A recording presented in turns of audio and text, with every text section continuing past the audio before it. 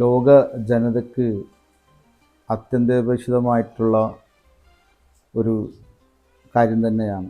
അവരുടെ വിശ്വാസപരമായിട്ട് സാമൂഹികമായിട്ടും അവരിലുണ്ടാകേണ്ടതായിട്ടുള്ള ആത്മീയമായ ആ ചൈതന്യം വളർത്തിയെടുക്കാൻ നമുക്ക് ഉപകാരപ്പെടുന്ന ഒരു മേഖലയാണ് സൂഫിസം.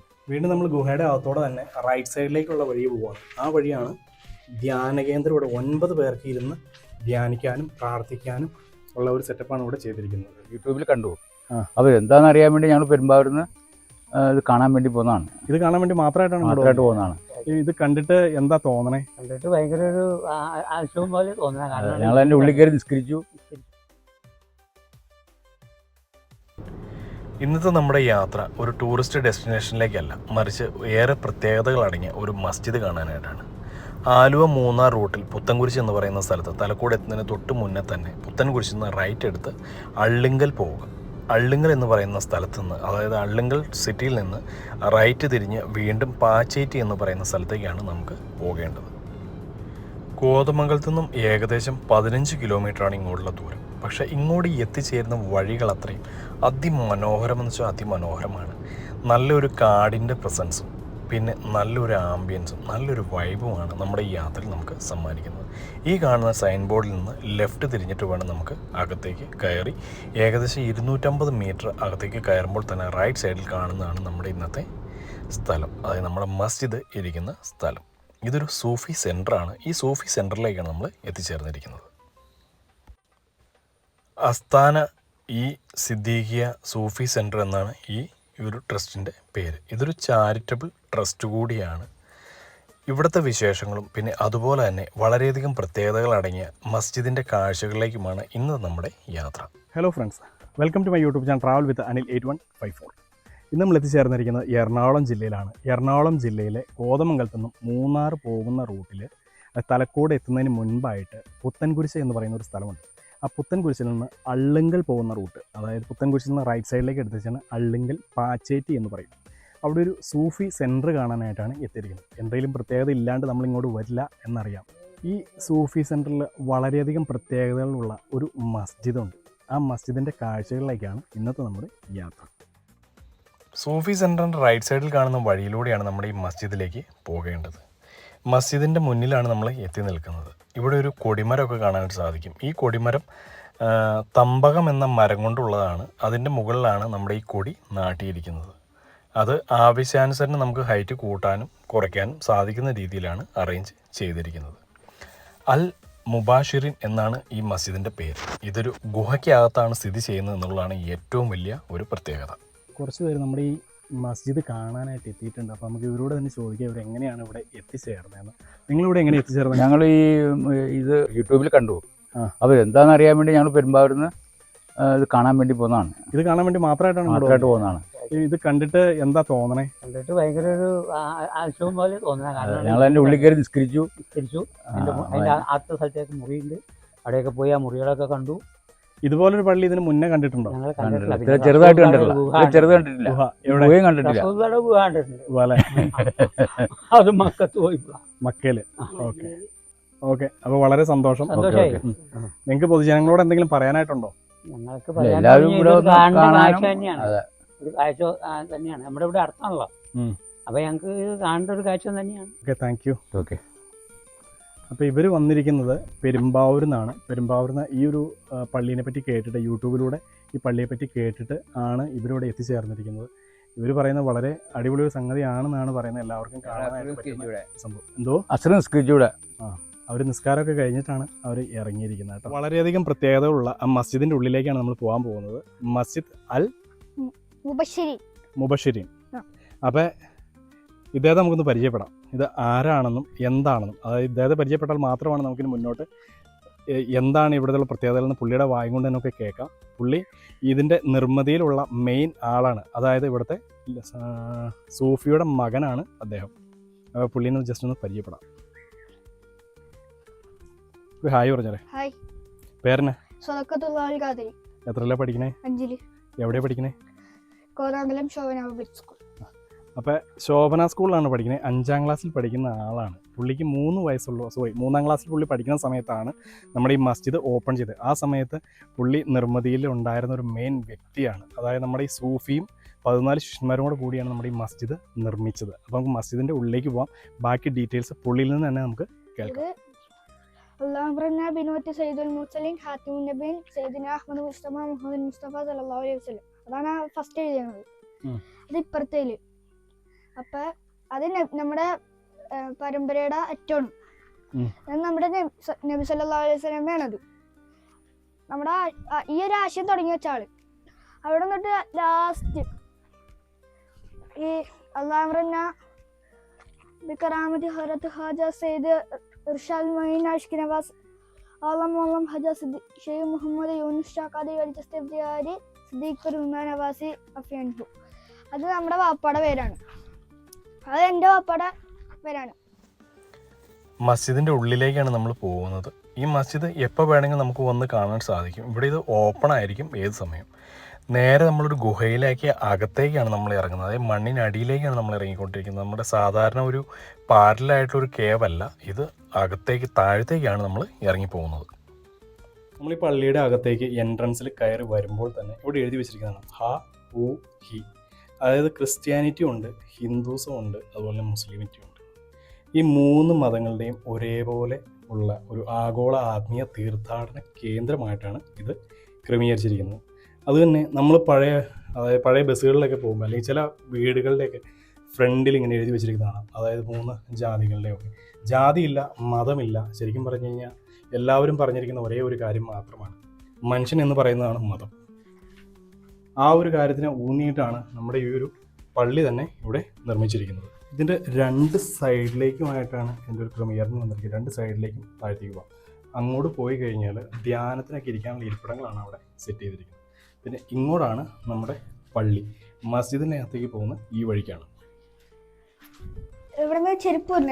ആദ്യം നമുക്ക് മസ്ജിദിലേക്ക് പോകാം. ഇവിടെയാണ് നമ്മൾ ചെരുപ്പൊക്കെ ഊരിയിട്ടേച്ച് അതായത് നിസ്കരിക്കാനും പ്രാർത്ഥിക്കാനും ധ്യാനിക്കാനൊക്കെ വരുന്നവർ ഇവിടെ കാല് കഴിച്ച് അകത്ത് കയറാനുള്ള സ്ഥലമാണിത്. ഇവിടെ ചെരുപ്പ് വെക്കാനായിട്ട് ഇവിടെ ഒരു ഫുഡ് ട്രാക്കൊക്കെ ഇവിടെ അറേഞ്ച് ചെയ്തിട്ടുണ്ട്. ഇവിടെ കാല് കഴുകാനുള്ള വെള്ളം. ഇവിടെ ആര് വന്നാലും കാലും കൈയും കഴുകി ശുദ്ധീകരിച്ചിട്ട് വേണം അകത്തേക്ക് കയറാനായിട്ട്.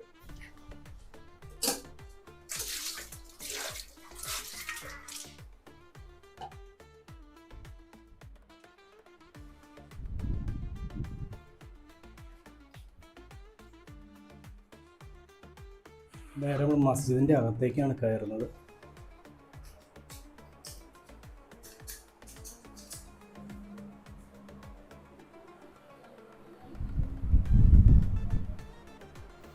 ലോകത്തിലേക്കും വെച്ച് ഏറ്റവും ചെറിയ മസ്ജിദിൻ്റെ ഉള്ളിലാണ് നമ്മളിപ്പോൾ നിൽക്കുന്നത്. ഏകദേശം 80 സ്ക്വയർ ഫീറ്റ് മാത്രമാണ് ഈ ഒരു മസ്ജിദിൻ്റെ വലിപ്പം. എൻ്റെ ലൈഫിൽ ഇത് സെക്കൻഡ് ടൈമാണ് ഒരു മസ്ജിദിൻ്റെ അകത്ത് കയറുന്നത്. അത് ഇതിനു മുന്നേ കയറിയിരിക്കുന്നത് അബുദാബിയിലെ ഗ്രാൻഡ് മോസ്കിലാണ്. അവിടെയും നാനാ മതസ്ഥരായ എല്ലാവർക്കും അവിടെ എൻട്രി ഉണ്ട്. അതുപോലെ തന്നെയുള്ള ഒരു പള്ളിയാണ് ഇത്. ഇവിടെ 10 പേർക്കാണ് ഒരേ സമയത്ത് ഇരുന്ന് നിസ്കരിക്കാനായിട്ട് വരുന്നത്. ബാക്കിയുള്ള പ്രത്യേകതകളൊക്കെ ഇദ്ദേഹത്തിന് ശിഷ്യന്മാരാണ്. ഒരാൾ ഞാൻ ആദ്യം പരിചയപ്പെടുത്തി, ഒരു ശിഷ്യനും കൂടെ ഉണ്ട്. പുള്ളിയും കൂടെ നമുക്ക് ജസ്റ്റ് ഒന്ന് പരിചയപ്പെടാം. പേരെന്തായിരുന്നു? സർബാസ്. ഏതാണ്? ആലപ്പുഴക്കാരനാണ് സർബാസ്. ഏത് മതത്തിൽ വിശ്വസിക്കുന്നവരാണെങ്കിലും നമ്മുടെ ലോകത്തിലെ തന്നെ ഏറ്റവും ചെറിയ ഒരു പള്ളി എന്നറിയപ്പെടുന്ന ഈ ഒരു മസ്ജിദിൻ്റെ ഈ ഒരു കാഴ്ചകൾ ജസ്റ്റ് ഒന്ന് വന്ന് കണ്ടിരിക്കുക. അത് നമ്മുടെ സ്വന്തം നാട്ടിൽ അതൊന്നും ഒരിക്കലും കാണാതെ പോകരുത്. ഇതിലെ ഒരു എൻട്രൻസ് ഉണ്ടല്ലോ, ഇതോ ക്ലോസ് ചെയ്തേക്കണോ? അവിടെ നിങ്ങളുടെ കയറാണ്ടിരിക്കാൻ വേണ്ടി ഇവിടെ ക്ലോസ് ചെയ്ത് വെച്ചേക്കാം. ഓക്കെ.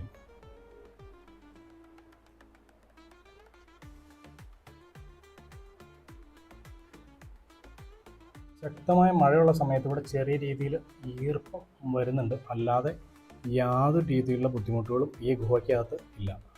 ഇതിൻ്റെ നിർമ്മാണ സമയത്ത് ഈ നമ്മുടെ ഈ സൂഫിയെ സഹായിച്ച 14 ശിഷ്യന്മാരുടെ പേരാണ് ഈ കൊടുത്തിരിക്കുന്നത്. വീണ്ടും നമ്മൾ ഗുഹയുടെ അകത്തോടെ തന്നെ റൈറ്റ് സൈഡിലേക്കുള്ള വഴി പോവുകയാണ്. ആ വഴിയാണ് ധ്യാന കേന്ദ്രം. ഇവിടെ 9 പേർക്ക് ഇരുന്ന് ധ്യാനിക്കാനും പ്രാർത്ഥിക്കാനും ഉള്ള ഒരു സെറ്റപ്പാണ് ഇവിടെ ചെയ്തിരിക്കുന്നത്. ഇതുപോലുള്ള ഇരിപ്പിടങ്ങൾ ഇവിടെ സെറ്റ് ചെയ്തിട്ടുണ്ട്.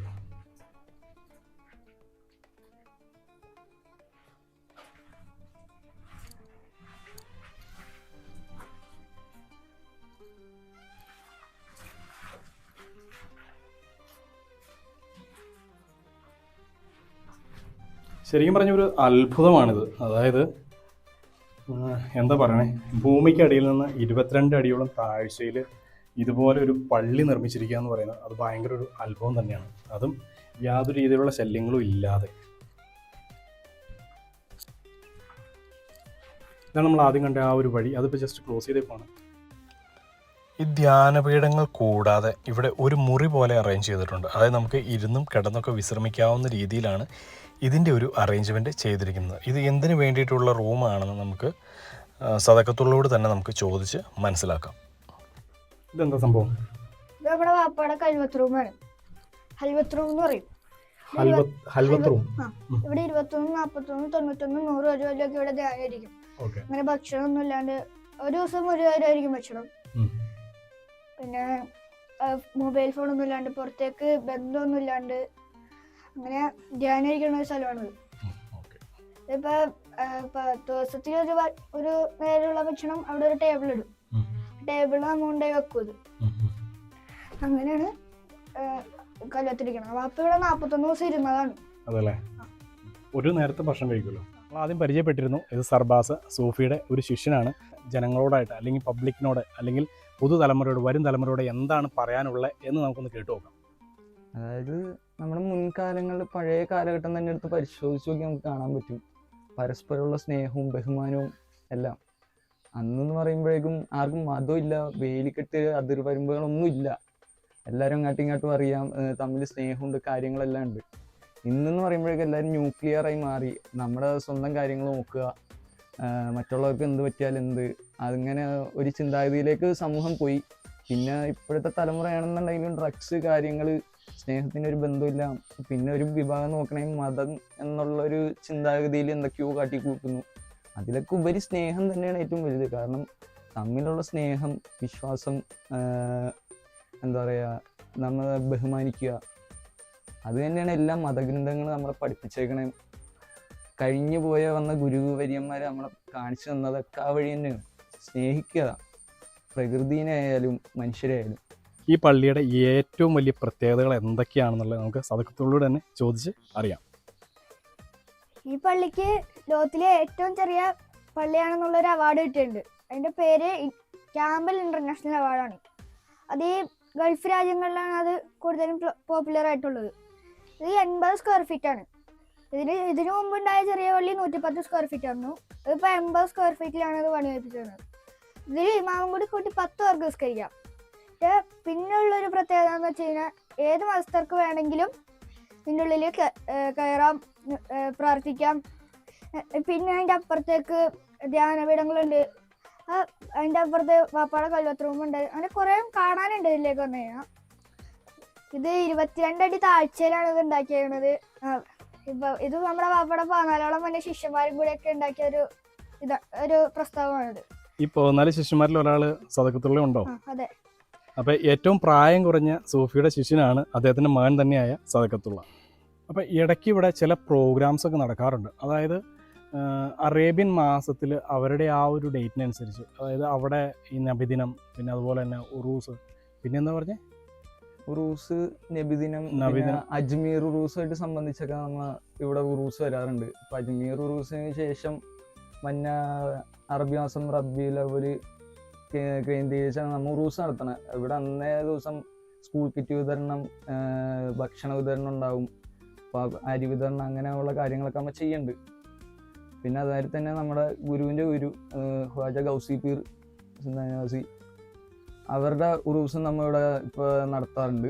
ഇപ്പോൾ സാധാരണ അതൊക്കെ ഡേറ്റ് വരുന്നത് എന്താ? ഏകദേശം ഏത് മാസം? അറബി മാസങ്ങൾ കേന്ദ്രീകരിച്ചാണ് വരുന്നത്. അപ്പോൾ ഇംഗ്ലീഷിൽ അങ്ങോട്ടും ഇങ്ങോട്ടും മാറ്റം ഉണ്ടാവും. അപ്പോൾ ഇവിടെ വരുന്ന പ്രോഗ്രാംസ് എന്നാന്ന് അറിയണേ എങ്ങനെയാണ്? അതിപ്പോൾ നമ്മുടെ ഇവിടെ ഒരു ബുക്ക് ഉണ്ട്. ആഗ്രഹമുള്ളവർക്ക് അതിനകത്ത് നമ്പറും കാര്യങ്ങളും എഴുതിയിട്ട് നമ്മൾ അതിൻ്റെ ഇൻവിറ്റേഷനും കാര്യങ്ങളും ഡേറ്റും എല്ലാം ഡീറ്റെയിൽസ് അറിയിക്കുന്നതാണ്. Okay, thank you very much. അപ്പോൾ ബാക്കിയുള്ള ഡീറ്റെയിൽസ് അറിയാനായിട്ട് ഇവിടുത്തെ നമ്പർ ഞാൻ നമ്മുടെ വീഡിയോയിലും അതുപോലെ ഡിസ്ക്രിപ്ഷനിലും ഉൾപ്പെടുത്താം. ഇവിടുത്തെ ഡീറ്റെയിൽസ് അല്ലെങ്കിൽ ഇവിടുത്തെ പ്രോഗ്രാമുകളെക്കുറിച്ച് അറിയാൻ താല്പര്യമുള്ളവർക്ക് ആ നമ്പറിൽ വിളിച്ച് ചോദിക്കുകയോ അല്ലെങ്കിൽ വിളിച്ച് ചോദിച്ചിട്ട് ഇങ്ങോട്ട് വന്ന് ഇവിടെ ഒരു ബുക്ക് ഉണ്ട്, ആ ബുക്കിൽ രജിസ്റ്റർ ചെയ്യുകയോ ചെയ്ത് കഴിഞ്ഞാൽ കൃത്യമായിട്ടുള്ള ഡീറ്റെയിൽസ് നിങ്ങൾക്ക് അറിയാനായിട്ട് സാധിക്കും. അപ്പോൾ ആ വിവരങ്ങളും ഞാൻ ഡിസ്ക്രിപ്ഷനിൽ ഉൾപ്പെടുത്താം. അപ്പോൾ സൂഫി ഇവിടെ ഉണ്ടായിരുന്നില്ല, അദ്ദേഹം ജസ്റ്റ് ഇപ്പോൾ പുറത്തു പോയിട്ട് വന്നേ ഉള്ളൂ. അപ്പോൾ നമുക്ക് ജസ്റ്റ് അദ്ദേഹത്തെ ഒന്ന് പരിചയപ്പെടാം. പിന്നെ അദ്ദേഹത്തിന് നമ്മുടെ ഈ തലമുറയ്ക്ക് കൊടുക്കാനായിട്ട്, അതായത് നമ്മുടെ ഈ വരും തലമുറയ്ക്ക്, ഭാവി തലമുറയ്ക്ക് എന്തെങ്കിലും ഇൻസ്ട്രക്ഷൻസ് അല്ലെങ്കിൽ പുള്ളിയുടേതായ ഭാഗത്തുനിന്ന് എന്തെങ്കിലും കാര്യങ്ങൾ പറഞ്ഞു കൊടുക്കാനുണ്ട് എങ്കിൽ അത് നമുക്കൊന്ന് കേട്ടു നോക്കാം. എൻ്റെ പേര് യൂനുസ് ഷാ സിദ്ദീഖ് പീർ എന്നാണ്. സൂഫിസം ഫോളോ ചെയ്യുന്ന ഒരു പരമ്പരയിലുള്ളതാണ്. എൻ്റെ ഷെയ്ഖ് ഖാജ സയ്യിദ് മുഹമ്മദ് ഹാരിസ് ഷാഹു ഖാദിരി ചിസ്തി ഇഫ്തിഖാരി ഗൗസി പീർ അവർകളാണ്. ഇത് സൂഫിസം ലോക ജനതയ്ക്ക് അത്യന്താപേക്ഷിതമായിട്ടുള്ള ഒരു കാര്യം തന്നെയാണ്. അവരുടെ വിശ്വാസപരമായിട്ട് സാമൂഹികമായിട്ടും അവരിലുണ്ടാകേണ്ടതായിട്ടുള്ള ആത്മീയമായ ആ ചൈതന്യം വളർത്തിയെടുക്കാൻ നമ്മൾക്ക് ഉപകാരപ്പെടുന്ന ഒരു മേഖലയാണ് സൂഫിസം. അതിലുപരി സന്ദേശമാകണം നമ്മളുടെ ജീവിതം. നമ്മളുടെ ജീവിതം എങ്ങനെയാണ് സന്ദേശമാകേണ്ടതെന്നുള്ളത് നമ്മുടെ പ്രവർത്തനത്തിലൂടെ കാട്ടിക്കൊടുക്കുമ്പോൾ മാത്രമാണ് അത് മറ്റുള്ളവർ ഉൾക്കൊള്ളണം എന്ന് നമുക്ക് അവകാശപ്പെടാൻ സാധിക്കുകയുള്ളൂ. പ്രസംഗത്തിലൂടെ നമ്മൾ നാവ് കൊണ്ട് നമ്മൾ ഘോരഘോരം പ്രസംഗിച്ചതുകൊണ്ടൊന്നും ആവില്ല. അത് നമ്മൾ ആ പ്രസംഗത്തിലൂടെ തന്നെ നമ്മൾ ആ പ്രസംഗത്തിനോടൊപ്പം തന്നെ നമ്മളുടെ ജീവിതത്തിലൂടെ കാണിച്ചു കൊടുക്കണം സമൂഹത്തിന്. അതിൻ്റെ ഒരു ഭാഗമായിട്ടാണ് ഈ മസ്ജിദും അതേപോലുള്ള ഈ ഗുഹകളും ഇവിടെ ഉണ്ടാവാൻ കാരണം. അതിലൂടെ ഞാൻ കൊടുക്കുന്ന ഒരു സന്ദേശം എന്ന് പറഞ്ഞാൽ സർവമത സാഹോദര്യം. അതിൻ്റെ പേര് തന്നെ ആഗോള ആത്മീയ തീർത്ഥാടന കേന്ദ്രമെന്നാണ്. അതിൻ്റെ ബാക്കിലൊരു വലിയൊരു ഉദ്ദേശമുണ്ട്. ആ ഉദ്ദേശം എന്താ എന്നാൽ മനുഷ്യനായി കണ്ടുകൊണ്ട് മതവിശ്വാസങ്ങൾ അത് ആചാരങ്ങൾക്ക് വേണ്ടി മാത്രം ഉപയോഗിക്കുക. മനുഷ്യൻ്റെ മാനുഷിക മൂല്യങ്ങളെ വളർത്തിയെടുത്ത് ആ മൂല്യത്തിൻ്റെ അടിസ്ഥാനത്തിൽ ജീവിക്കുക. ആ മൂല്യാടിസ്ഥാനത്തിൽ ജീവിക്കുമ്പോൾ മാത്രമാണ് നമ്മൾ യഥാർത്ഥ മനുഷ്യനായി മാറുന്നത്. അതിനെ ഇവിടെ പ്രൊമോട്ട് ചെയ്യുന്നതാണ് സൂഫിസം. സൂഫിസം ഒരു മതമല്ല, സൂഫിസം ഒരു ചര്യയാണ് യഥാർത്ഥത്തിൽ, മതമല്ല. എല്ലാ മതത്തിൻ്റെയും അടിസ്ഥാന ഭാഗം ബേസ്മെൻറ്റ് സൂഫിസമാണ്. അതെല്ലാ മതങ്ങളിലും ഉണ്ട്. അവരെല്ലാവരും ഒന്നാണ്, മനുഷ്യൻ ഒന്നാണ്, എല്ലാം ഒരു ദൈവത്തിൻ്റെ സൃഷ്ടികളാണ്. അതിനെ അറിയിച്ചു കൊടുക്കാൻ വേണ്ടിയാണ് പ്രവാചകന്മാരും പൂർവികരായിട്ടുള്ള മഹത്തുക്കളെല്ലാം ഈ ഭൂമിയിൽ അവതരിക്കപ്പെട്ടത്. അങ്ങനെ ഒരു ആളുടെ ആ ഒരു പ്രവർത്തനങ്ങളായിരിക്കണം നമ്മളുടെ പ്രവർത്തനങ്ങൾ എന്നുള്ള ഉദ്ദേശത്തോടു കൂടിയാണ് ഇതിവിടെ സ്ഥാപിതമായിട്ടുള്ളത്. ഇത് ജനങ്ങളിലേക്ക് എത്തിക്കുക, അതെല്ലാവർക്കും ഉപകാരപ്പെടുക, എല്ലാവരും അല്പനേരമെങ്കിലും ചിന്തിക്കുക. ഇത് കാണുമ്പോഴാണല്ലോ എല്ലാവർക്കും ചിന്തയുണ്ടാകുന്നത്. അതിന് വേണ്ടിയിട്ടാണ് ഇതെല്ലാം ചെയ്തിരിക്കുന്നത്. അപ്പോൾ നമ്മുടെ സൂഫിയുടെ വാക്കുകൾ നമ്മൾ കേട്ടു. സർവമത സാഹോദര്യം, ആ ഒരു ലക്ഷ്യത്തോടു കൂടിയാണ് നമ്മുടെ ഈ മസ്ജിദും പിന്നെ അതുപോലെ തന്നെ ആ ഗുഹയ്ക്കകത്ത് ധ്യാന പീഠങ്ങൾ നിർമ്മിച്ചിരിക്കുന്നത്. അത് ജനങ്ങളിലേക്ക് എത്തിക്കുക എന്നുള്ള ഒരു നല്ല ഉദ്ദേശത്തോടു കൂടിയാണ് ഇദ്ദേഹം ഈ ഒരു പ്രവർത്തനം ഇവിടെ ആരംഭിച്ചത് തന്നെ. ഇത് മാക്സിമം ജനങ്ങളിലേക്ക് എത്തിക്കുക. അതായത് ഏത് മതത്തിൽപ്പെട്ട ആൾക്കാർക്കും ഒരേപോലെ ഇവിടെ സന്ദർശിക്കാനായിട്ട് സാധിക്കും. ഇവിടെ ബന്ധപ്പെടേണ്ട നമ്പർ, ഡീറ്റെയിൽസ് എല്ലാം തന്നെ വീഡിയോയിൽ ഉൾപ്പെടുത്തുന്നതാണ്. പിന്നെ അതുപോലെ തന്നെ ഇവിടെ ഒരു ചാരിറ്റി പ്രവർത്തനമുണ്ട് എന്ന് ഞാൻ ആദ്യം പറഞ്ഞിരുന്നു. അപ്പോൾ ആർക്കെങ്കിലും എന്തെങ്കിലും ചാരിറ്റിപരമായിട്ട് എന്തെങ്കിലും ചെയ്യണമെന്നുണ്ടെങ്കിൽ സൂഫിയുമായി ബന്ധപ്പെട്ടാൽ മതി. അദ്ദേഹത്തിൻ്റെ നമ്പറും ഞാനിവിടെ കൊടുക്കുന്നതാണ്. അപ്പോൾ ഇന്നത്തെ എൻ്റെ ഈ വീഡിയോയുടെ വൈൻഡപ്പ് ആണ്. എല്ലാവർക്കും ഇഷ്ടപ്പെട്ടു എന്ന് വിചാരിക്കുന്നു. ഇഷ്ടപ്പെട്ടെങ്കിൽ like, share and subscribe. Bell icon enable ചെയ്യാത്തവർ ആരെങ്കിലും ഉണ്ടെങ്കിൽ എനേബിൾ ചെയ്ത് വയ്ക്കുക. ഇതുപോലുള്ള ഇൻട്രസ്റ്റിംഗ് വീഡിയോകളുമായി വീണ്ടും കാണുന്നവരെ ശുഭദിനാശംസകൾ.